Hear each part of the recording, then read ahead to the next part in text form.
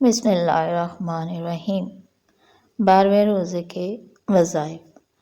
سب سے پہلے بعد از نماز فجر دعائے رزق 40 مرتبہ پڑھنی ہے۔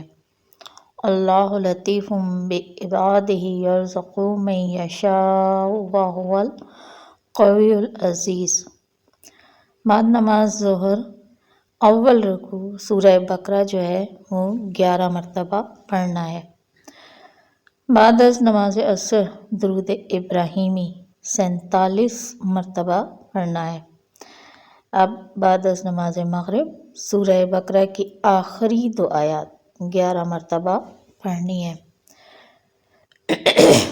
بعد از نماز عشاء دعائے پریشانی یا مصیبت جو حضور پاک صلی اللہ علیہ وسلم سے منقول ہے، جو وہ پڑھتے تھے تو وہ آپ نے 40 مرتبہ پڑھنی ہے۔